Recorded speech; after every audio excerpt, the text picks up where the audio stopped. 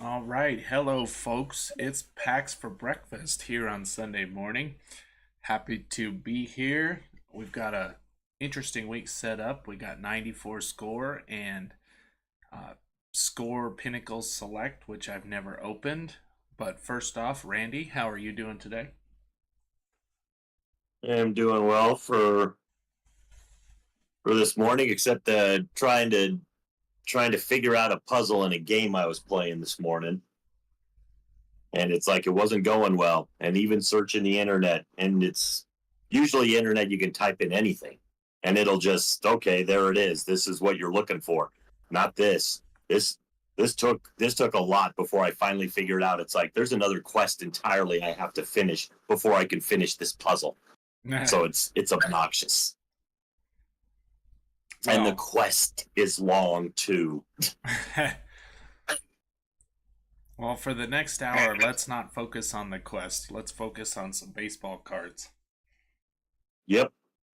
We'll wipe that away, just like I'm trying to wipe away the thought that the Dodgers are going to the NLCS. I know. Right now, I got to root for the Dodgers and the Indians or the Guardians. It's like I got to root for them because I do not want to see the Yankees versus the Dodgers in any way, shape, or form. Well, but how do you feel about the Mets? I've always been fine with the Mets. I mean, it's weird. Like there are certain like the of the New York teams. Probably the only real New York team I cannot stand is the Yankees. I don't mind the Knicks. I don't mind the Brooklyn Nets. I don't mind the Giants or the Jets. I don't mind the Mets. I don't mind the Rangers. I don't mind the Islanders. I mean, just for some reason, the only New York team I cannot stand is the Yankees. Well, you had said that you have to root for the Dodgers and the Guardians. Well, I feel like the Mets versus the Guardians would be a safe World Series. Oh no, I wouldn't root for the Dodgers over the Mets. I'd root for the Mets over the I do not like the Dodgers. It's like they still kill the Rockies to this day without Eric Karros and Mike Piazza. Well, I do have one interesting story before we get started because it's very poignant to that. I remember my bachelor party. We went to a bar downtown and we had a private room set up, and it just so happened that it was very early in the season and the Rockies were playing the Dodgers that night. And so downtown, of course, was hopping. And Clayton Kershaw was pitching. And I was so bummed to see that because it's like my bachelor party. I want to be in a good mood. And Yeah. the Rockies knocked um, Kershaw out in like the third inning or something like that and ended up just crushing him. And then it was That was so we got to see that, and then we got to see DU win the hockey championship that same night, and it was like, man, for a bachelor party night, you can't. How do you get better than that? Other than drinking and stuff, but it was a real fun night. yeah, I can imagine. It's like DU Pioneers are always good at hockey, but it's like the Rockies do not usually tag Kershaw. Generally not. It's like Kershaw's pretty masterful against the Rockies. So any night where you get to watch him get lit up by him, it's a good night. Well, I'm gonna say let's go ahead and get started here. I think we're gonna start with the 94 score this week.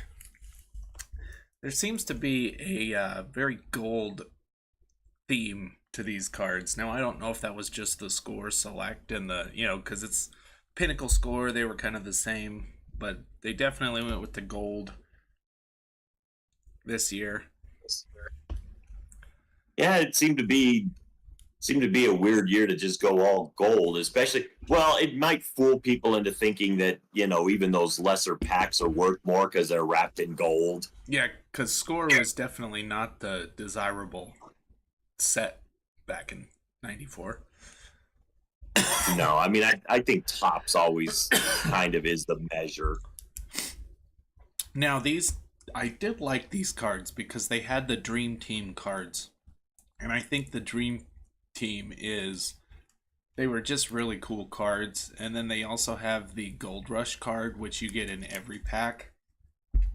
And it was always cool to get your favorite player in a Gold Rush if you could.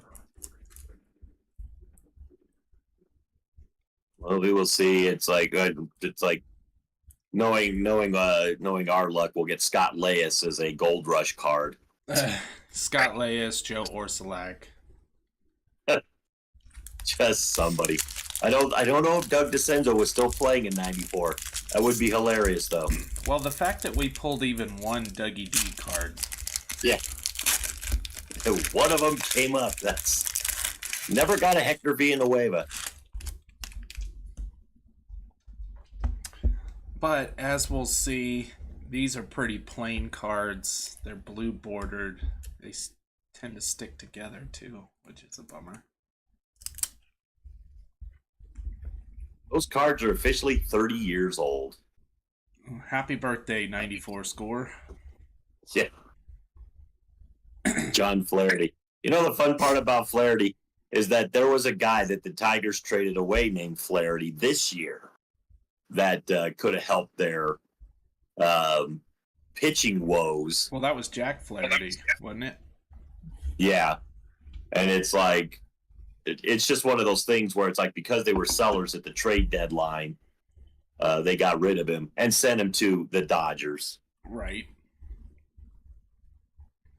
Well, I think Jack Flaherty, didn't he start as a Cardinal?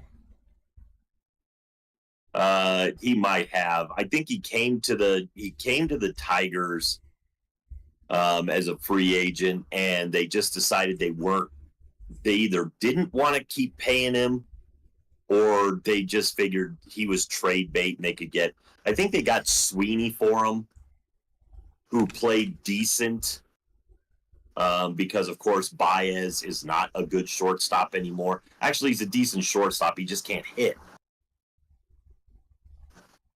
That's a lot of years in the minors. Yeah, I was just reading about him. So John Flaherty is one of the cards that, like, I've gotten his Gold Rush card pulled in this set already. He was a big time, he was a rookie, and come on, camera, focus. You know what? I'm going to drop these packs down because it seems to want to only focus on those packs. That should I'm help. telling you, it wants those donuts. That's what it wants. Oh, yeah. Why wouldn't you want the donuts? We didn't talk about the donuts yet. So these donuts this week are, I was cruising through the store and I saw them and I said, oh, those are going to be perfect for our show. These are just regular Hostess donuts, but they are honey bun flavored Hostess donuts, which I am a big fan of honey buns. And then I said, that's going to go on our show. It's like, and you've tasted them and they are good. They are delicious. So good on Hostess. So John Flaherty's one of those guys who we might see a lot of in this '94 Score. He was kind of a big time prospect. This was technically his rookie season. They said he didn't play much. I was reading he did not play much in '93 because they had Tony Pena and Bob Melvin, but they were grooming him to be the '94 catcher. Well, the thing is, though, in '94 he ended up with the Tigers, so it's like he was with the Red Sox from '92 and '93, and then '94 he went. See, and that's why I recognize the name John Flaherty, because it's like I do remember him as a Tiger. He ended up with a .252 batting average. I mean, it's pedestrian. 80 home runs, 395 ribbies. But he had a decently long career, 13 seasons in the MLB. So, playing for Tigers, Padres, the Devil Rays, and the Yankees. I still like it when you come up with Devil Rays. There we go. Now we're getting somewhere. Focus. It's like Les Lancaster really wants to be close to the camera. Yes, he does, and his eyes are piercing. It's like he's definitely delivered the strike. So Les Lancaster, he was a Cardinal. So basically, I never cared about Les Lancaster. He was a middle reliever anyway. So, But he started out as a Cub. did he? Yep, 87 to 91 as a Cubby. He was with the Tigers for a year. Cardinals, he did not have a long career, but he did rack up. Usually guys that are like, that play, maybe 6 or 7 seasons, they'll spend a lot of time in the bullpen, but he must have had a decent run as a starter because he ended up with 41 wins, 28 losses. So he was part of quite a few decisions. Oh, wow. Cleveland's old stadium. Yep. Is that municipal? I wish it would tell me because It doesn't tell you, does it? it does not. It just gives you. It's a checklist card, and it gives you the players from the Indians that were on the checklist people. But it cracks me up because these cards come in, and when I'm doing short videos on these 94 score packs, every one of them has a stadium on it, and in 60 seconds, it's hard enough to get through the pack itself.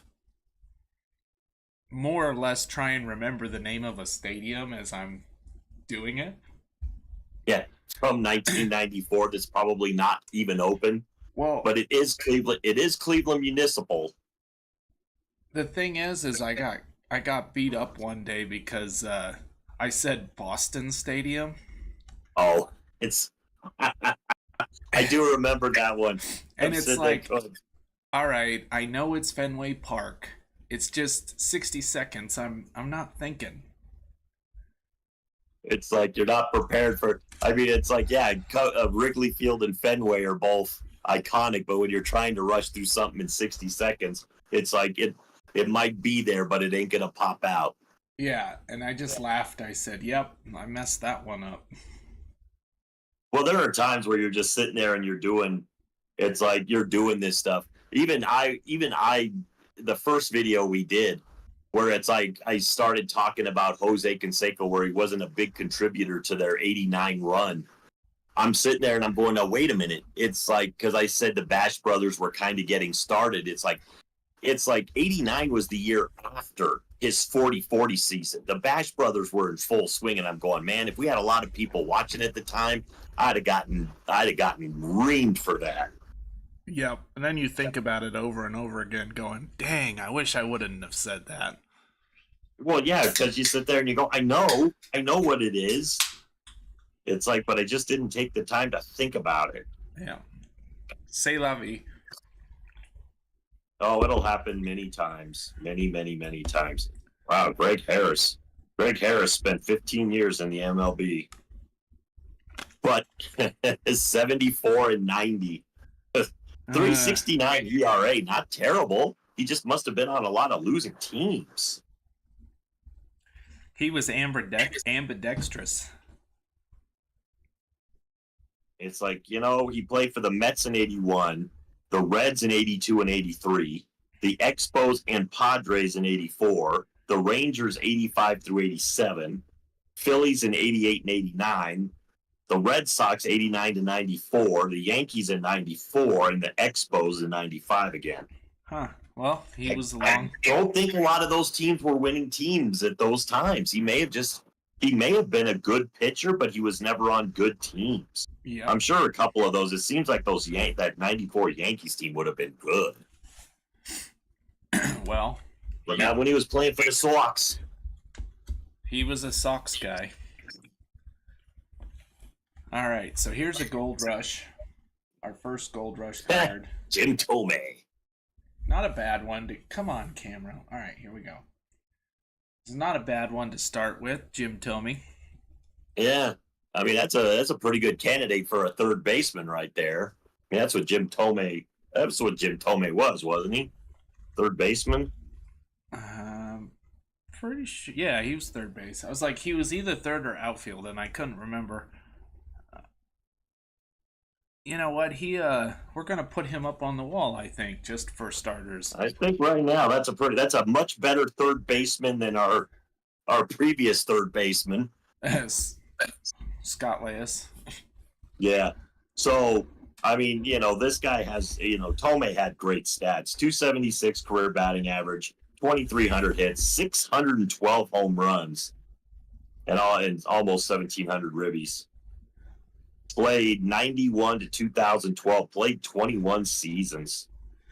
So I feel as though we should explain. Last week we did our dream team, which was really fun. We found what we kind of figured is our best team available from the cards that we picked from the week, and we assembled a pretty darn good team. So if you didn't see it, it's worth going back and taking a look, because that team I think could compete with just about any team you could think of.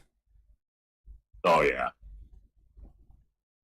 Especially that you could pull from 1 year of cards. So we're going to do the same thing, I think, moving forward, where we're going to build our dream team as we go along through this, and it'll just be a little fun recap for the end of the show. Then we got Mel Rojas. Mel Rojas was a decent one. And the funny part is, for some reason, I have him in my head as being a Cubs pitcher for a little while. I don't know why. Maybe it's that he just played the Cubs a lot. Yeah, he was a Cub, but only for 1 year. Most of his career was with the Dodgers or with the Expos. 34 and 31, 382 ERA, 126 saves. He was a cousin of Moises Alou. Yeah. I wonder if I don't really know if I remember that. I think Moises Alou might have played on the same team with them then, because Moises Alou played for the Expos, but I don't know if it was in that era, because that would have been 90 to 96. So I'm not sure when Moises Alou started with the Expos. He had a really in 92 he had a 1.43 ERA. Oh yeah, I mean, I remember him being, it's like pretty good, but he didn't have as long of a career as he's probably hoping. But I mean, still played 10 seasons. Started his career with the Expos and finished it with the Expos. There you go. Not a bad career for a pitcher. But 126 saves in their career, you're not going to be our closer. Jose Guzman. Yeah. The lesser Guzman. Because of course the greater Guzman would be Juan. Yep. Jose, he was a Ranger since 85.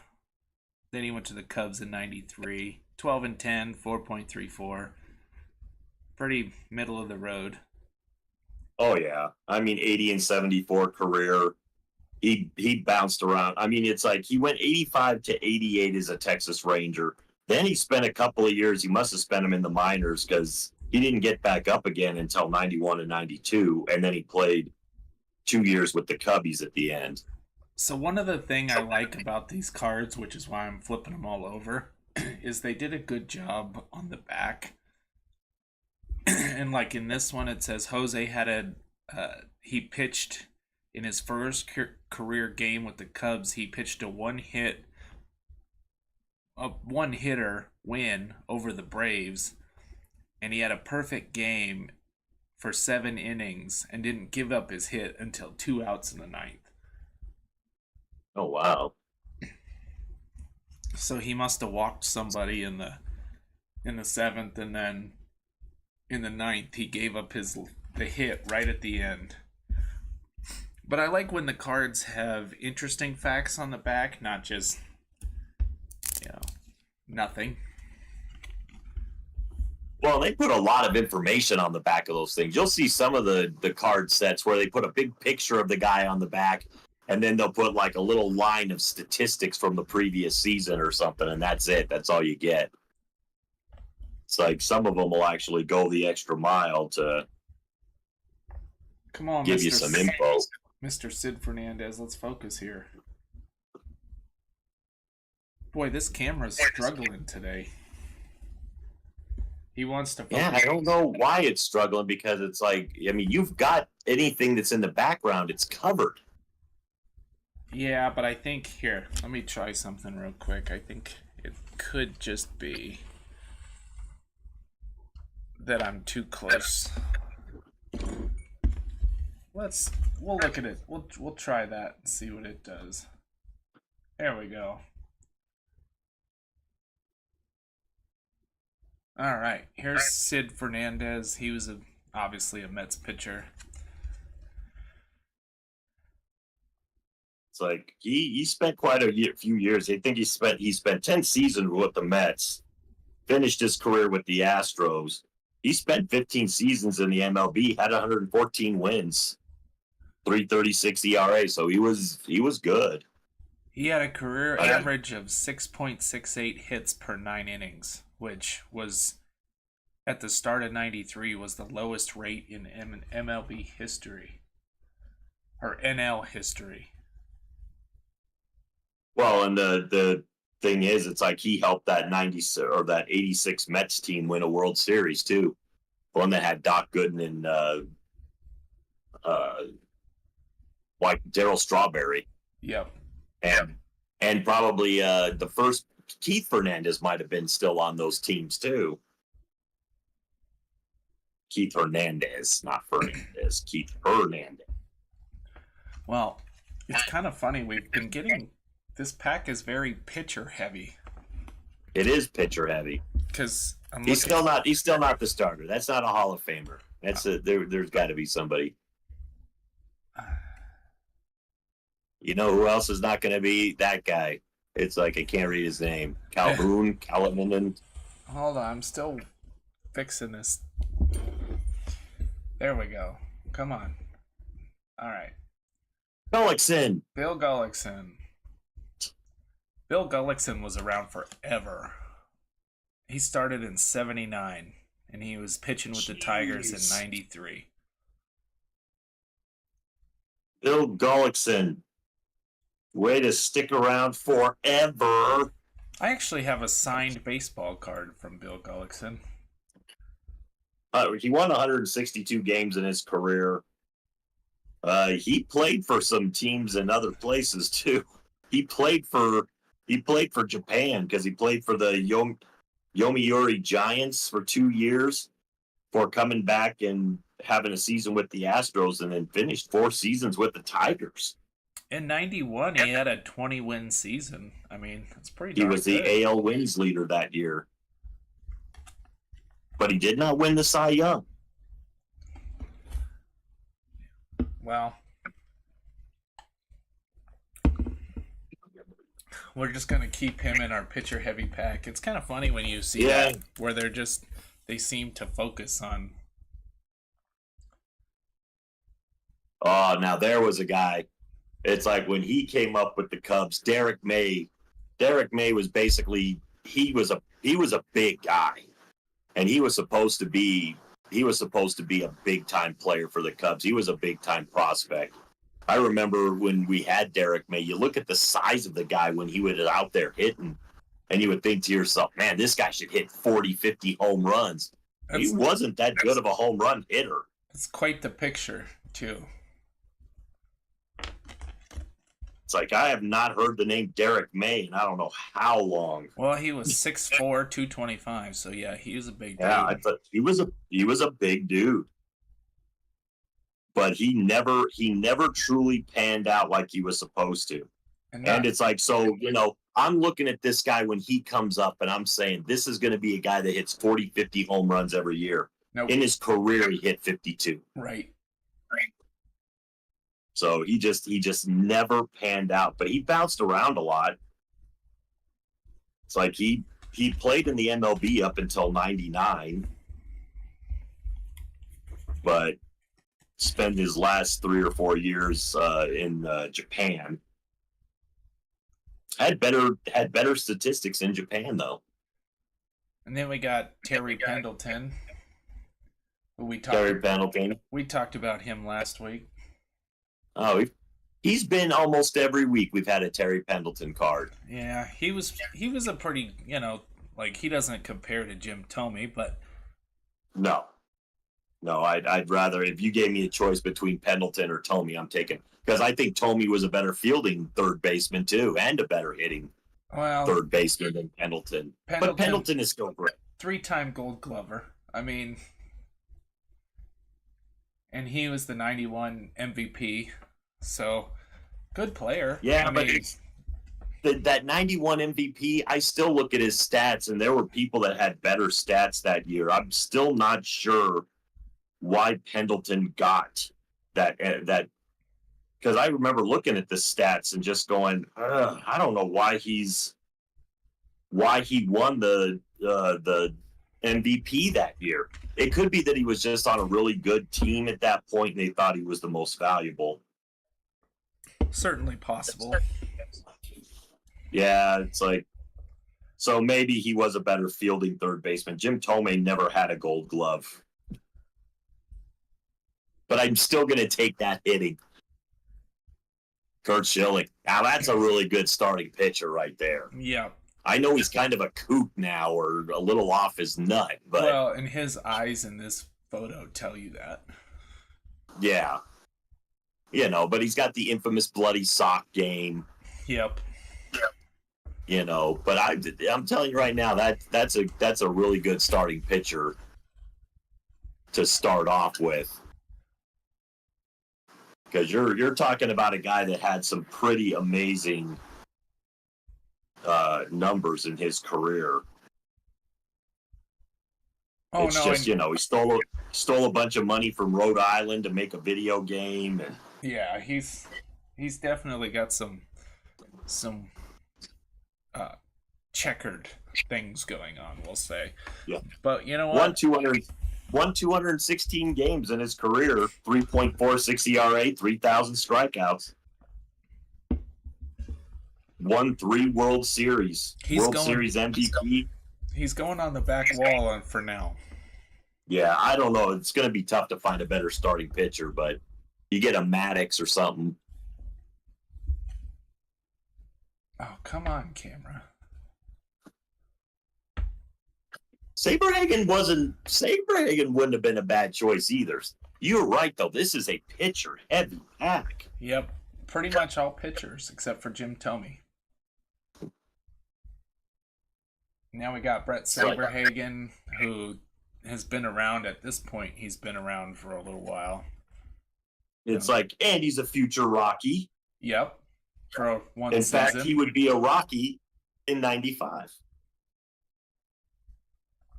85, 89. He was a World Series champion in 85. Well, and he won the Cy Young in 85 and 89. Definitely a... in his picture, he shows crutches. Or in his picture, he shows crutches. So he's got, he was injured that year, 93. Look at how many wins he had in 89. He had 23 wins. That's a hefty year. That's a big number. 2.16 ERA. I mean, he did pitch a no-hitter in 91 too. 193 strikeouts. That's a good one. Yeah, his career strikeouts is a little more than half. At Bip Roberts. He's another guy Bip. He's another guy that I start to see a lot of in these 93, 94 packs. I mean, I like the name Bip. Bip Roberts was one of those. I mean, he was fine. He was a fine player, But it's like you're not gonna mistake him for anybody in the Hall of Fame. Although when I first saw the card, here's the funny part: when I first saw the card and I didn't read the name, I said, did they do something to Ken Griffey Jr.'s face? He was a teeny guy. He was only 5'7". He batted .294 in his career, and he spent 13 seasons in the MLB. Only an All-Star once. That was actually his last year with the Reds. The next year, he would go to the Padres. He played 93, and in 94, he was actually on the Padres. But he only had 30 career home runs, but he was a good batting average guy. Yep, good leadoff hitter, it says. So, I mean... Yep, 264 stolen bases in his career. All right, we're gonna go to Score Select for our second pack. I think so far right now we got a Schilling and we got a Tomei. And we got a lot of players to find. A ton of other pitchers, and these cards are gonna. Oh, I know. These 94 Select are gonna be fun because I have never seen these, so I don't know. Yeah, I've never laid eyes on those things. I don't know what those. I never got a pack of those. All right, we're gonna start with a rookie prospect in Keith Mitchell. Keith Mitchell, you're no Kevin Mitchell. Let's see. No, we got to know. It's like if he was a prospect, we got to know what Keith Mitchell did in his career. Oh, he was Kevin Mitchell's cousin. Well, here's the thing, and I'm going to tell you right now, when you put in the name Keith Mitchell, it brings up a golfer first. That's not a good sign. No, that's not a good sign for your career. Let's go baseball player, Keith Mitchell. There he is. How's it going, buddy? It's like you were overshadowed by a golfer. So, in his career, he had 8 home runs, 260 batting average, batted in 29 runs. It's like he spent 91 in the MLB, 1994 in the MLB, 1996 in the MLB, 1998 in the MLB, and then he spent the year 2000 with the High Tide Tigers. Kind of reminds me of Quentin McCracken a little bit, you know. Never really had the full-on MLB skills. He was just up and down. It's like, I mean, this guy, it's just funny because it's like he spent one odd year in professional baseball, and that was 91. Every other time he came up into the MLB or even the new, the Japan Pro League, it's like it was always an even year. 94, 96, 98, 2000. He just did not want to play in the odd years. Well, then we have Ryan Klesko, a rookie prospect. Now that is one heck of a rookie prospect. Yeah. And I always liked Ryan Klesko. He was very good he was just a solid player. Well, I mean, he was such a prominent figure on those Braves teams in that era. I mean, it's like you got guys like Ryan Klesko, and you had Chipper Jones, and I mean, there was some good players at that time that were playing for that team. Klesko, 278 home runs in his career, 279 batting average. He played 15 seasons in MLB. He was only an All-Star once. Yeah, he was. I mean, I don't think he was ever like top of the top tier, but he was good enough to be the guy. Oh, he was. I mean, to me, it's like the fact that it's like I can look at the rookie prospect card and say, you know what, that's actually a good pick as a rookie prospect because he did have a good MLB career. It doesn't always go that way. No, it's like, I mean, the previous guy was terrible. All right, so I've already forgotten his name. I'm going to say this right now, Randy. We found our first baseman for the wall. And there's no argument to be had. Oh, yeah, no. Frank Thomas Frank Thomas is a pretty dang good answer at first base. The big hurt. You're not going to beat him. No, Frank Thomas. Frank Thomas was always a favorite. The thing is, it's like you're talking. That was a mountain of a human being right there. Well, look at his. Because he was monstrous. Look at those pythons just in that picture. I mean, I know. It's like you almost think that it's like if he hits the ball anywhere, it's probably going into orbit. Let's see. 607 slugging percentage. 1993, he had a 317 average. Let's see, 36 doubles, which for a big guy is pretty good. 41 home runs, 128 RBIs. He even had 4 stolen bases. Here's the thing, though. So for as long as he played in the MLB, it's like, and he played 18 seasons in the MLB. 19, because he played from 1990 to 2005 with the White Sox. Then he went to the Athletics, the Blue Jays, and the Athletics for the 3 years after. But playing all those years, his career batting average, 301. Yep. That's the career batting average. That is an amazing career batting average for a guy that hit 521 home runs.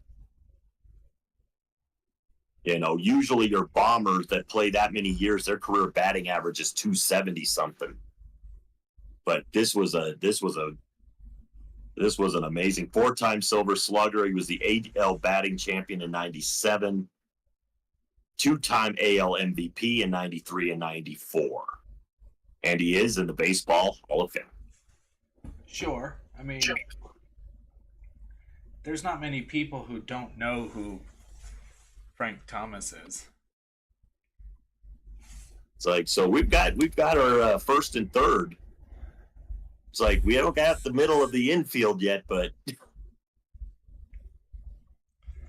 well, Jay Buhner was pretty good, but he's not gonna. I don't think he's gonna quite make the list. No, and I mean Jay Buhner was I remember seeing the Mariners play quite a few, and he was one of those guys that you know who he was. He hit home runs. I mean, decent outfielder. I mean, he was. He had 310 home runs to his career, 254 batting average. He won a Gold Glove. The Seattle Mariners. He played for the He started off as a Yankee in 87 and 88, but he's best known as a Mariner because that's where he played 14 seasons in the MLB. So he was a constant. I guarantee you there are going to be Seattle Mariner fans that have great memories of Jay Buhner. I'm sure But they do. I can't say this. He's not going to take Jim Tome's spot. He's not going to. He could be an outfielder, though, for us. I just don't know yet. Nah, I'm going to probably say he's not quite there. But I mean, I like that you can see the picture of the guy in his glasses. Yep, that's pretty funny. All right, well then this will be an interesting conversation with this next card because is it Fenway Park? Oh, Mark McGwire. You know, I was wondering if we were going to pull a McGwire card after having Frank Thomas. I mean, that's tough because you're talking about one of the only 2 guys in MLB history to hit 70 home runs in a season. But is it marred enough by steroids to where it doesn't matter? That's the question. Well, I mean, the thing is, and we'll give Frank Thomas the nod in this case. He for as big as Frank Thomas was, he did not get put in the steroids talk. It's like he doesn't quite have the home runs, but I think he was a better first baseman than McGuire was defensively, not by much, but I think he was a better batting average guy. I think Frank Thomas is going to spend more time on base than Mark McGuire. And Mark McGuire, you know, for those few seasons, I mean, yeah, he was one of the more feared hitters, you know, in that era. But Yeah, it is so tough because that is really. But you know what? I'm gonna lean towards the Hall of Famer Frank Thomas I am and too, the and hopefully someday Hall of Famer Mark McGuire. it's one of those things where you really have to look and say, do you care about the steroids use, or how you feel about the steroid era? Because it was very exciting, but going back and looking, especially for me, who a baseball purist guy, I would say I can't really give credence to the steroid guys because they were cheating. Well, but for me, it's like I've always looked at hitting a baseball as the hardest thing to do, and these guys, it's like the steroids to me didn't really help you hit a baseball. But once you hit it, it would go further. But it was still tough to hit a baseball. Also, I'll give Frank Thomas the nod on this. Mark McGuire's career batting average was 263. That's almost 40 points under uh, Frank Thomas's 301 career batting average. And So, I mean, we're Frank starting. Thomas only We're Frank Thomas only had. Sorry, I didn't mean to interrupt you, but we're getting into that steroid era of baseball, so it's definitely going to be um, a conversation moving forward, because you just there's going to be people who disagree with it, and there's going to be people who agree with it. Oh yeah, Yeah, it's definitely one of those topics. yeah, it's definitely one of those. It's like you are gonna have a side of the fence you're going to be on. It's like, and I'm on the steroids didn't bother me because my favorite player and my favorite player to watch in the history of MLB was Barry Bonds. So it's like, for me, it's like the steroid era, watching him hit 73. And I remember when baseball was dying after that strike, it was Sammy Sosa and Mark McGuire that resurrected baseball with their chase for their chase of Maris. They really So they really did bring it back. So that's why you have to be one side or the other. You kind of have to wonder who's gonna take it. Is it gonna be the steroid guys who don't care, or the purists who say no, they cheated, kick them out of there? well, right now you've got too many baseball writers that are old school. So you've got too many baseball writers that are old school, and they'll keep them out.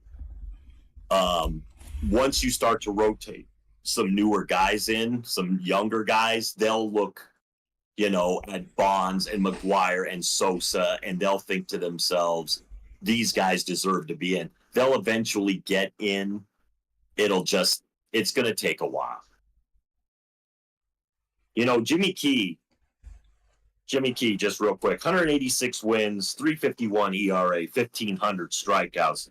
Very good pitcher for 15 seasons. Two-time World Series champion, MLB wins leader in 94, MLB ERA leader in 90 or 87. So Jimmy Key was actually almost a 200-win pitcher.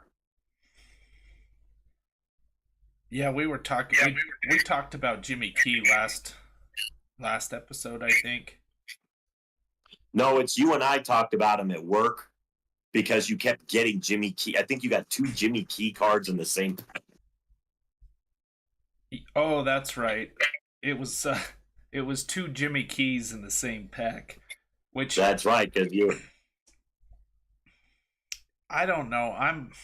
I've been having that happen the last couple of packs that I've put in. Uh, I seem to be getting duplicates of the same player, and I really hate that because you open up a pack and you want to see different players. You don't want to see two of the same players. Yeah. No, I agree with that. It's Somebody, like when you're a kid and you're trying to collect the cards, you don't want to see one that you've already gotten, 10 seconds earlier. yeah. All right, now we got Mike McFarland. Solid catcher. Let me guess. Solid catcher. Yeah, let me guess. It's the solid catcher, Mike McFarland. Dude was solid. He was a solid catcher. 497 slugging percentage, pretty good. He was a home run hitter. He had 20 home runs with the Royals in '93. Had 129 in his career. Yeah, not a bad. He did play for 13 MLB seasons. So, all right. Once again, solid catcher. Solid shortstop, Mr. Walt Weiss. Solid shortstop, terrible manager for the Rockies. He was so awful. If he would have managed with the flip down sunglasses, maybe it would have been different. It might have. I think the flip down sunglasses might have shaded him from some of his terrible, terrible decisions that he made. Well, I just remember sometimes he'd bring in the weirdest pitchers at the weirdest times, and he'd bring up a pinch hitter, and sometimes his starting lineups, I'm just looking at him going, what is that? What are you trying to accomplish? It's not winning. In a lot of those years, much like, you take away the Blake Street Bombers from those years, and Walt Weiss was kind of like a lot of the Rockies players going through the years, where when he came up to bat, you just did not expect much from him. No. He was a good fielding shortstop, but he did not have any kind of pop in his bat. No, and he was actually a really good shortstop for the Oakland Athletics before that. Yeah, Rich Amaral. It's like, I almost want to say it's like I think he was supposed to be more than what he ended up being. Yeah, in '93, he was the oldest rookie in the major leagues at 31. He was a 31-year-old rookie. I'm going to tell you something about this guy. He still spent 10 seasons in the MLB. Well, it's like he must have just been a solid glove, because his 276 batting average, it's pedestrian. His 11 career home runs. He averaged he's slightly more than one home run a year.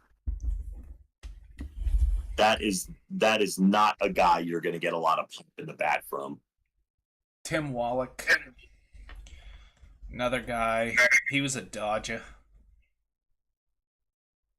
Tim Wallach, more than likely he was a Jag, just another guy. Yep. All right, so this is the point in the show where I'm going to start moving us along. We'll get through a few more packs here. It's like this must be just another guy that I don't remember, because he had 260 home runs and 2,000 hits in his career. Well, Tim Wallach I even remember him as he was a really good catcher, or a third baseman, sorry, but he wasn't a Hall of Famer by any stretch. No. 17 seasons in the MLB. Ooh, Ramon Martinez. Yeah, 2 Dodgers in a row. Ramon Martinez.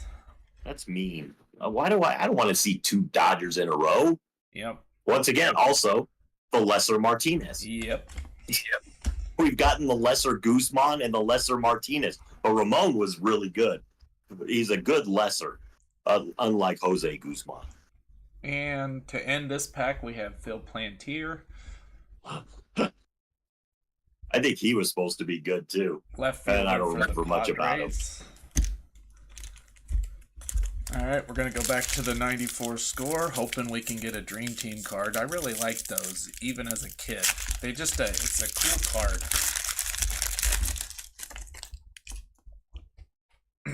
All right, so we got Paul Ossenmacher, which I always thought was former Cub. I always thought it was a funny name for a guy. Oh, I remember listening to Harry Carey talk about Paul Ossenmacher when it's like, holy cow! It's like he was a fine middle reliever. Yep. All right. Then we're gonna go to Graham Lloyd, who was a rookie for the Brewers in '93. Which I'm sure he was fine. Oh, yeah. Come on, camera. Thank you. All right. Then we go to... Wow, what is with all the pitchers, man? Jeff Innes? It has been a pitcher heavy day. It's like Graham Lloyd did spend, he got 30 wins. Jeff Innes, Mets pitcher. Jeff Innes. How many more pitchers do we need? Well, the problem is we're not getting anybody for our wall. We're just getting pitchers. No, we're not. It's like, hey, we're gonna fill out our pitching staff with a complete rotation, and a bullpen. But we still don't really have much of a closer unless we want to go Mel Rojas. So that's the big A in Anaheim. We got the Angels checklist, and then Jerry DiPoto has our Gold Rush card. And really, Jerry DiPoto? DiPoto. Wasn't DiPoto a Rocky? I think at one time we had a DiPoto, but was it Jerry DiPoto that we had? It was Jerry DiPoto. We had him for 4 years. He ended his career with us. Yeah, I was pretty sure that was him. And he had a very pedestrian career with the Rockies. He did. He was 27-24 overall, 4 ERA, 352 strikeouts. Now, Fernando was pretty good. Fernando had that Fernando Mania, that was a big deal back in the 80s. Fernando Valenzuela is actually a legendary pitcher. But we have our starting pitcher, I think, that's better. Yeah, but Fernando Valenzuela had the screwball pitch. Yep. Man, that thing was brutal. Charlie O'Brien. Now, Piazza was, coming up at this time, so. And Charlie O'Brien was the guy that got to play when Piazza wasn't. Right. Well, and Todd Hundley too. They had a pretty good catcher. Hey, it's Rich Amaral again. Different. Oh, that's right. We had him in the other.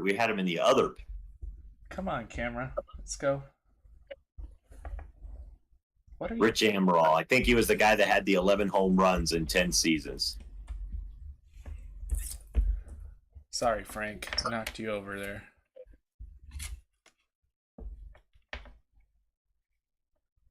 All right. Let's go to Dan Gladden. Dan Gladden was a pretty good. I think Dan Gladden was also on. The funny part is I hate when I do that. Dan Gladden was. I think he was on those Minnesota Twins teams that won World Series. He was definitely on those Twins teams because they won in, 89? They won in 87. Or 87, yeah. They won in 87 and 81, or 91. So I'm thinking Dan Gladden was on both of those teams because he played for the Twins. Yeah, he was on both teams. So good player. Yeah. It's like he's 270 career average, 74 home runs. But yeah, he's got 2 World Series rings. Got the mullet. Oh, Dante Bichette. There's an outfielder for us. I don't care if he's not one of the all-time greats. I want Dante out there. All right, he can be in right field. Yeah, and that's where you're going to put him, too. John Olerud is one of my favorite players. And I can't put him at first base with Frank Thomas there, but I like John Olerud from day one. I just enjoyed him.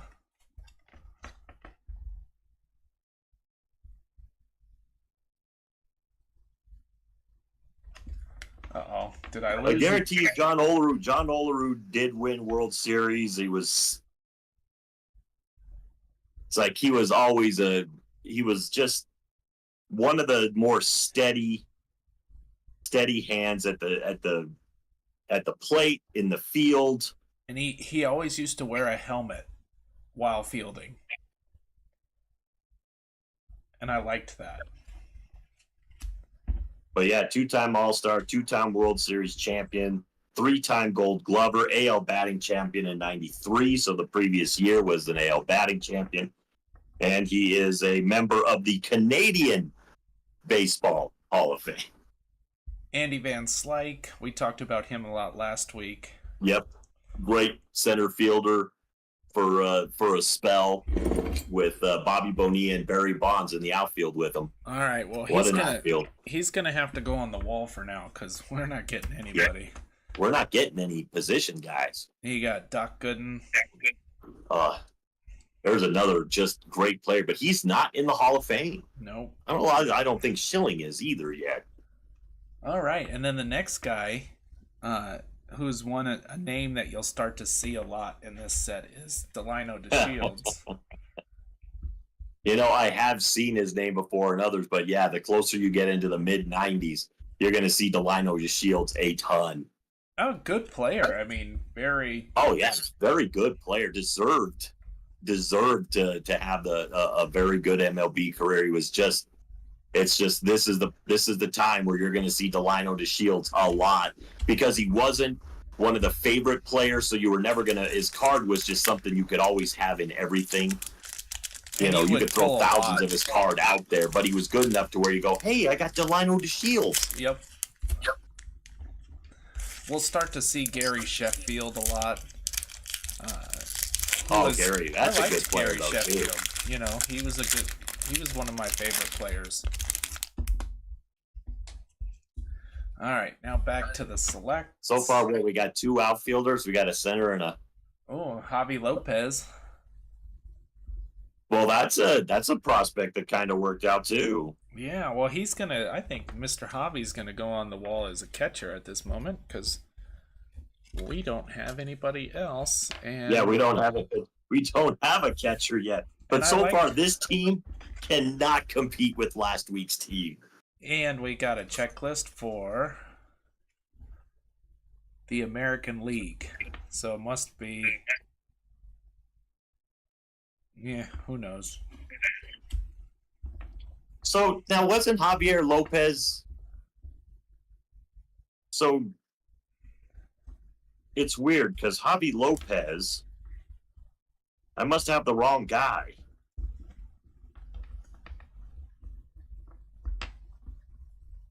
What are you thinking?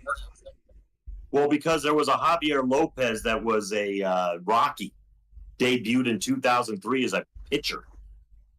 Yeah, different. So Lopez. It's like, I'm just going, wait a minute, these numbers don't look right. Javi Lopez, 260 home runs, 287 batting average, 3-time All-Star, World Series champ, Silver Slugger Award. That's definitely a good catcher. Yes, he was a mainstay back in the 90s. Yep. Devin White, center fielder for the Blue Jays. Bah. He was good, but not. I like Van Slyke better. Oh, yeah. Yeah. No Eric Karros. I don't like We had to I don't bite like you on at the. all. Yeah. We had to bite the bullet on putting in Piazza, but no Karros. We got Mark Lemke, another guy you'll see in this mid-90s sets that are, he was good. Yeah, Good second I baseman. put him up there as our second baseman because I don't think we have. Well, no, Shields was a second baseman, wasn't he, or a short? I don't think so. Delino was. He was second. Yeah, Delino was second. I think we'll put Delino up there. Put Delino up there. And then let's see, we got Troy Neal, designated. Troy hitter. Neal looks the part of a baseball player. but I don't think he had that long of a career. What a terrible batting picture for him. Yeah, that is pretty bad. He looks like a guy who just hit a bad golf shot. He's like, oh shoot, Yeah. where's it going? That is what that looks like. It looks like a guy's looking out there going, oh man, I missed that one. Yep. That is going to land in the rough. Jeff Kent, another good second Oh, baseman. that is another good second baseman. We'll keep the line, though. I think he's a little more nimble. And then we got, let's see, Alex Arias for the Marlins. Infield. That's all it says. He was a utility guy. Yep, utility guy. But I think he was a crucial part. Well, not a crucial part. He was a part of those one of the Marlins World Series teams. We got Kurt. Hey, look, I think we know that guy. We got Kurt again. You know what? It's a better card, but It is a better card. Phil Clark, outfielder for the Padres. Not better than the. No, we could find a better one than Phil Clark. Oh yeah. Let's see. Rookie prospect Alex Gonzalez, shortstop. Don't know much. You know what? I thought Alex Gonzalez actually had a pretty good career. He's a Venezuelan baseball player. That's how they put him in here. He's a Venezuelan baseball player. I don't remember. He had 157. He had 157 home runs in his career. If that's even the right guy, because that doesn't seem like the right guy, because this says he made his debut with the Marlins in 1998. Tom Pagnozzi, catcher for the Cardinals, so he gets thrown in the trash.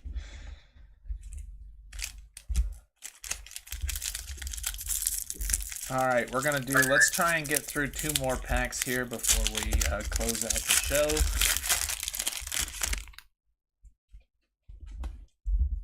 Gene Nelson, California That's Angel. the Alex Gonzalez one. Oh, yeah, no, Gene, yeah. You know, is that the first California Angel we've seen? There's Phil Clark again. He really wants to get on the wall, I think. Yeah, he's trying. Yeah, I think that was the first Angel that we've seen. We had the checklist, but Luis Aquino, he was another one that you see quite a bit. This was the right after the expansion, so there were a lot of Marlins and Rockies in these sets. Mike Timlin. Yeah, and it turns out that Alex Gonzalez, there are 2 Alex Gonzaleses that played for. It's like that played for Canada, basically. Mike Timlin. He was fine. Toronto pitcher. Jeff Branson.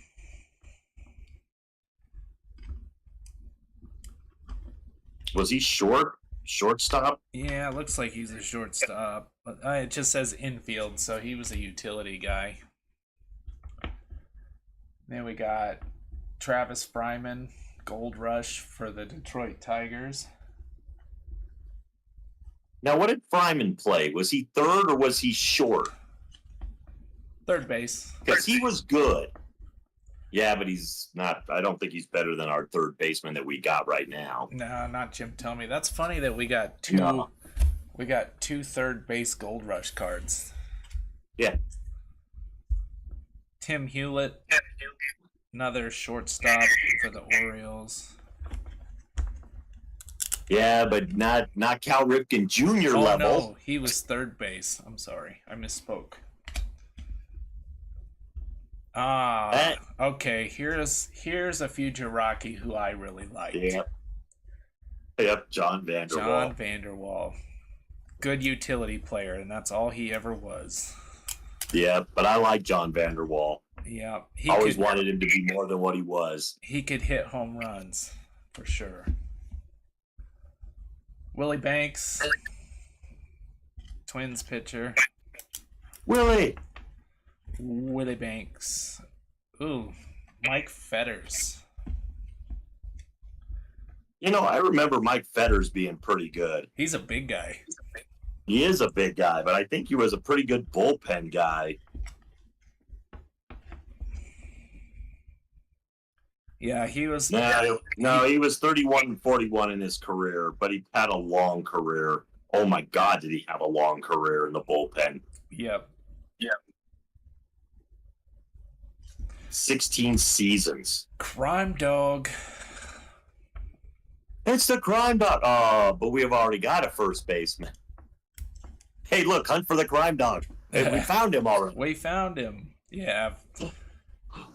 Freddie. Always one of my favorite players. Oh, yeah. Mine too.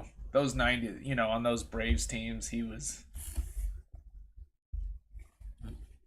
the guy. And he does not want to focus. Nope, he doesn't want to focus. Ah, there's Mr. Walt as a Marlin. It's like, yeah, that's after his... Well, that's pre-Rocky stint. Yep. Yeah, because he was... But in the it was Select... funny how he went from both expansion teams. Why didn't he go coach the Marlins? Who knows? Oh, He could have made them miserable. Ooh. Oral Hershiser. Here's my favorite part. This is one of the better pitchers in MLB history. And they've got him up there. Batting. Like, he's not even, look at, his head has come off the ball. Yep. It's like, that is terrible, but he looks like he's going to make contact with that ball, but you're not supposed to take your head off the ball until you hit it. Well, and he's choked way up on the bat. Like, what a weird... Yeah. He was aiming that. He was aiming that. He could be in the conversation on the wall. He could. He really could. Oral Hershiser wasn't. He had some record, that 55 plus innings of scoreless baseball. He is a World Series champion as well. Well, I don't know. The fact that he's a Dodger, but he was such a classy Dodger. He was. And he was very good. All right. And then we got Mr. Albert Bell. Also. Well, that could fill out the outfield. I think he's going to have to go on the outfield because he was good. I mean... Thing is, I think he was a terrible locker room guy. I'm sure he was, but unless we find another better left fielder in this last pack, We'll give him his own locker room then. Here, you go change in the women's locker room. There's nobody in there. You stay. No, you don't want to put him there either. It's like we don't want that kind of. But yeah, it's like I might be getting him confused with somebody else, but I thought Albert Bell was the one that was difficult to deal with. But he was just a good baseball player. Rookie prospect Solomon Torres, who I don't remember. Solomon Torres was. You know what's funny? I almost want to say that Solomon Torres at some point in his career was a Rocky, but it might be that it's either another Torres or another Solomon. Then you got Matt Walbeck, catcher. So would they lead off like these packs with like prospects? Both of them? There's usually two, it looks like, and I'm guessing they kind of mix them in. There's Mike McFarland. We've seen him already. Yep. Jeff Blauser. Oh, I always like Jeff Blauser. Once again, it's like these guys where you sit there and you go, yeah, I used to. It's because they were Braves when the Braves were good. Right, and they were always on TV. Blauser, Javier. Always on TV. Ryan Thompson, Mets center fielder. I'm sure he was fine. Yeah, Brian Jordan. I don't remember. Cardinals center fielder. fielder. There was a guy that would. Remember, he was also a football player for the Atlanta Falcons. I did not know that. Yeah, he was a football player. He was like a safety, but he was actually a better baseball player than he was football player. But he was still a pretty good football player too. But yeah, Brian Jordan was a two athlete star. Joe Girardi as a Rocky. See, I like Joe Girardi. I just didn't like him when he was the Yankees manager, but I liked Joe Girardi as a Cub, and I liked him as a Rocky. Solid catcher. Solid catcher. I always liked Joe Girardi, though. Wilson Alvarez. There was a very good pitcher, too. Yep. Wilson Alvarez was good for a little bit of time there. And then, we got another Oral Hershiser. That's a better picture of the card there. Well, it's also him pitching. Yeah, exactly. Hey, look, there's a better Delino Shields card, too. No, that's Orestes Destrade. Oh, Orestes Destrade. I don't know. I saw the DE. It's like Orestes Destrade. He was the Marlins' answer to first base of Andres Galarraga. Yep. And then Hal Morris. Hal Morris was one of those guys you would hear about a lot. You would hear about him a lot. Solid first baseman. Not a big power guy. Not better than any of the first base. We've seen 3 first basemen that are better than Hal Morris, but Hal Morris was still a very good player. And then we got Ricky. I think he won a World Series. Ricky. Shortstop for the Padres. All right, I'm feeling one more pack. We gotta get this. What are we missing on that wall? We're missing like a closer. We don't really need a closer. Closer would be nice. We got center field, third base, catcher, pitcher, left field, right field for first base. And I think we need a shortstop is all we really need. Yeah, I think we're missing our shortstop, and I think it'd be a closer if we wanted a closer, or we could just make Schilling go 9 with the bloody sock. Catcher, Damon Berryhill. Come on. Started out as a Cubby. And then had to be behind Javi Lopez. Well, Javi was a rookie at the time, but thing is though, Damon Berryhill, it's like he was really good though too. Todd Jones. Our first Astro of the day. Yeah, because we haven't gotten like a Biggio or a Bagwell or a Caminiti or a... And our first one is going to be rookie prospect Todd Scott Jones. Service, another Rocky, eventual Rocky. Eventually, yep. And another Astro right now. Yeah, 2 in a row. Back-to-back Stros. Jesse Orozco.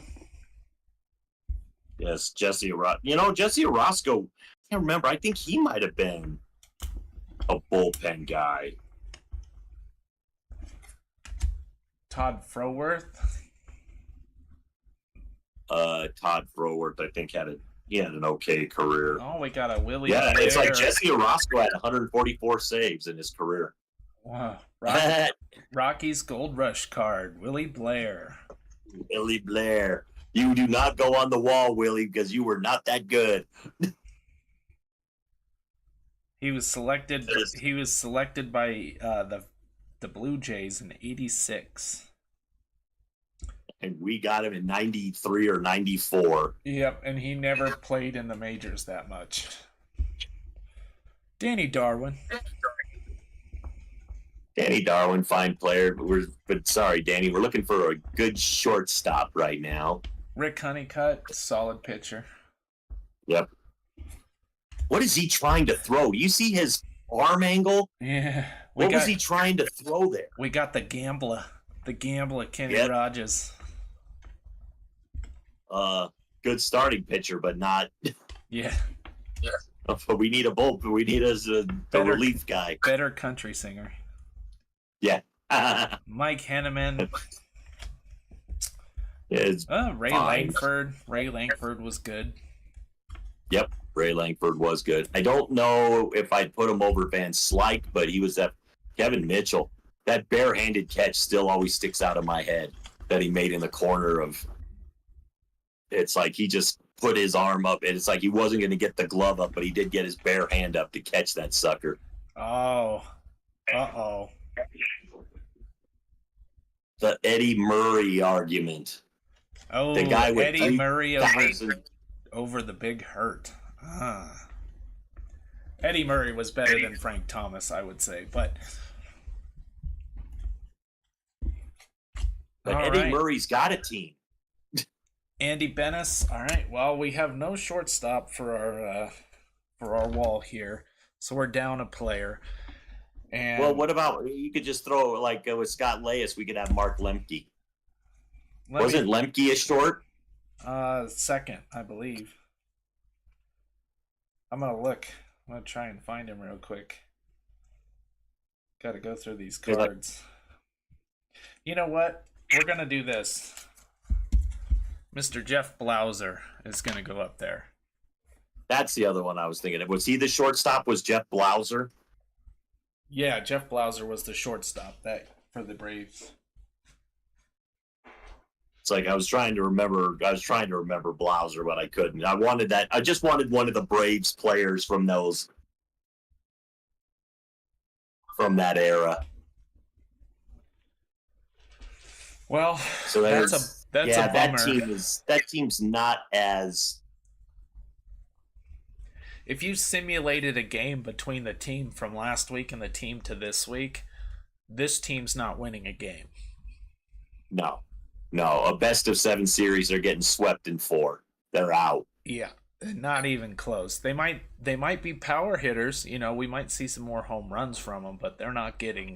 They're not going to beat that team from last week. No, I mean you're talking 3 of the all-time best hitters in Murray, Yount, and Tony Gwynn. Behind the plate, Piazza had pop. Cal Ripken.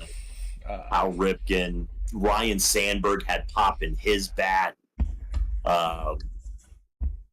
Who was our other outfielder? We had to move. Oh, our other outfielder was Marquise Grissom. Yes. Yep. So speed and a little bit of power out of him. Our third baseman, though, is Scott Leyes. Who did we have? Oh, Jack Morris was our pitcher. Jack Morris with Eckersley coming in to save it. Yep. If he even needed to. Yeah, Morris was a workhorse guy. He was an innings eater. It's like he could have pitched a complete game.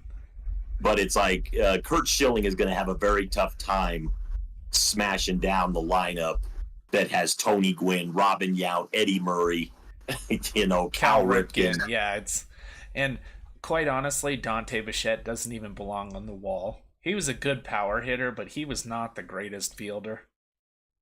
No, it's like Van Slyke is fine. Tomei's the guy you're going to intentionally walk because you're not really that worried. But Albert Bell and Tomei. If we had Larry Walker, I would have a better argument because Larry Walker was actually very good at fielding and hitting. But Dante Bichette, he was a masher, but he didn't have the skills that the other guys did. No, and it's like, and the sad part was he played a lot of left field. Yes. I mean, as a Rocky, he played a lot of left field, and his lack of defensive ability was exposed quite a few times. Yep, there's no doubt about that. All right, well, Randy, we're going to have to go ahead and end the episode. I'll do my best to post this team up. We'll talk about them again, but this team not nearly as good as last week's team, and I did like the cards this week. The 94 score is okay. These 94 select, I really like the cards themselves. They're very nice cards to look at, so I'm excited to open more packs of those on our short series. And we had another good show. Definitely didn't get the cards. We're starting to get into that mid-90s baseball where the old guard was retiring. Now we're kind of moving into the new guard with the dawn of the steroid era. And we're getting into the next week will be 95 tops, which I'm not super excited about because the cards are really hard to read. but the cards themselves are cool, and it's not post strike, but it's like the strike year that we're gonna talk about. So next week we'll have some information on the strike year, so it should be interesting. Yeah. It's like what kind of killed baseball for a little while. Till McGuire and Sosa brought it back. Holy cow! heard a lot of Harry Carey in those years with Sosa hitting all them home runs. Yep, I guarantee it. So anyway, well, great show, Randy. Thanks again for joining me. Next Sunday we'll be back. I'll continue to post some shorts throughout the week. Everybody, thanks for watching, and we will see you next week.